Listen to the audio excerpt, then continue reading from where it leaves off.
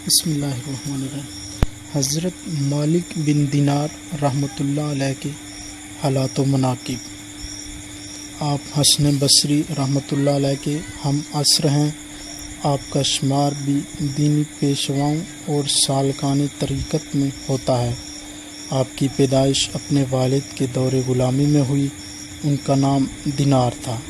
ظاہری اعتبار سے گو آپ غلام زادے ہیں، لیکن باطنی طور پر فیوز و برکات کا سرچشمہ ہیں، اور با اعتبار کرامات و ریاضت آپ کا درجہ بہت بلند ہے۔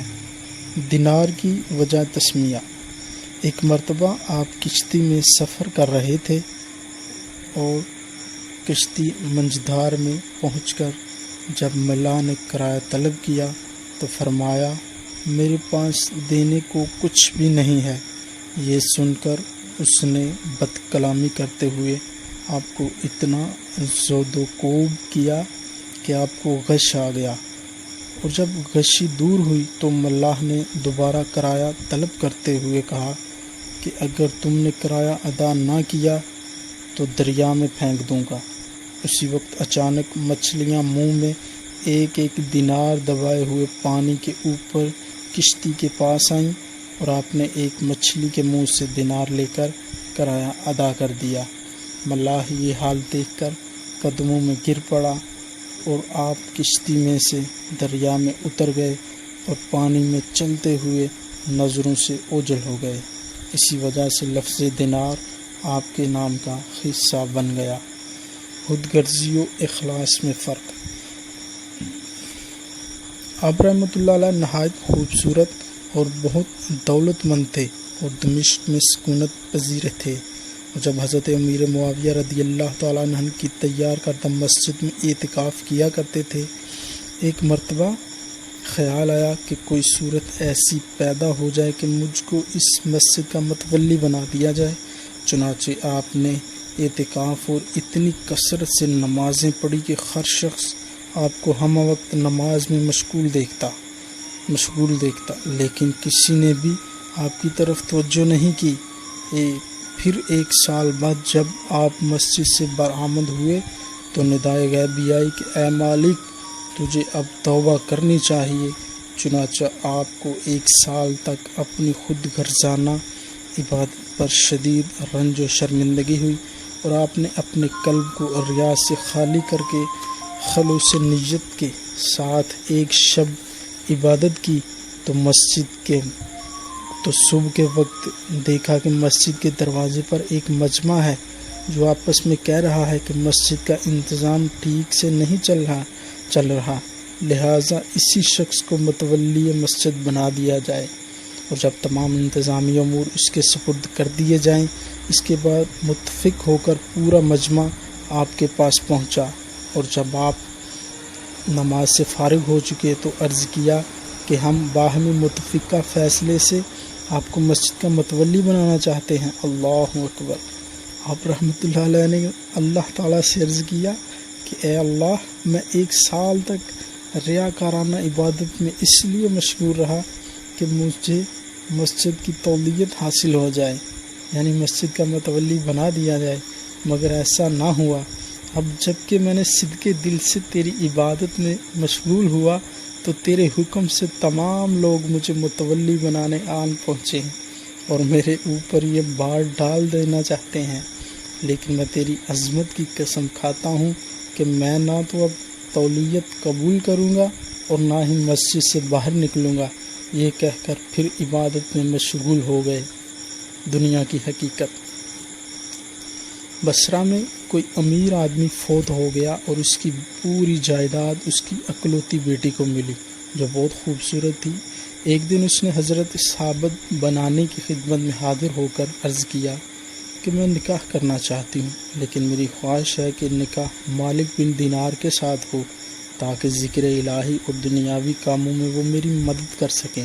چنانچہ صحابت بنانی نے اس کا پیغام مالک بن دینار تک پہنچا دیا، لیکن آپ نے فرمایا کہ میں تو دنیا کو طلاق دے چکا ہوں، اور چونکہ عورت کا شمار بھی دنیا ہی میں ہوتا ہے، اس لیے طلاق شدہ عورت سے نکاح جائز نہیں۔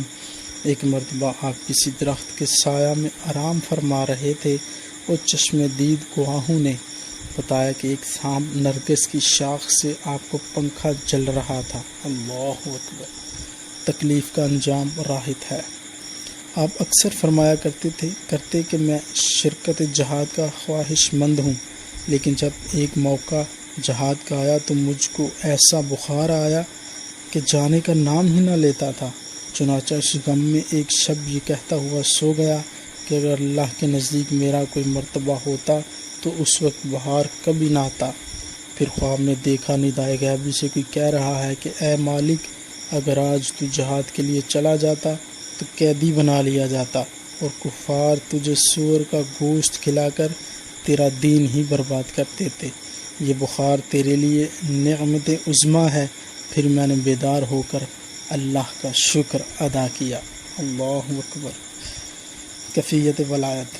کسی ملحد سے آپ کا مناظرہ ہو گیا اور دونوں اپنے کو حق پر کہتے رہے، حتیٰ کہ لوگوں نے یہ فیصلہ کیا کہ دونوں کے ہاتھ آگ میں ڈالوائے دیے جائیں اور جس کا ہاتھ آگ سے محفوظ رہے اسی کو حق پر تصور کیا جائے۔ چنانچہ ایسا ہی کیا گیا اور دونوں میں سے کسی کے ہاتھ کو بھی ضرر نہ پہنچا۔ لوگوں نے فیصلہ کر دیا کہ دونوں برحق ہیں، لیکن آپ نے دل تنگ ہو کر اللہ تعالیٰ سے عرض کیا کہ 70 سال میں نے عبادت میں گزار دیے، مگر تو نے مجھے ایک ملحد کے برابر کر دیا۔ ندا آئی کہ اے مالک، تمہارے ہاتھ کی برکت سے ہی ملحد کا ہاتھ بھی آگ سے بچ گیا، اور اگر وہ تنہا آگ میں ہاتھ ڈال دیتا تو یقیناً جل سے جاتا۔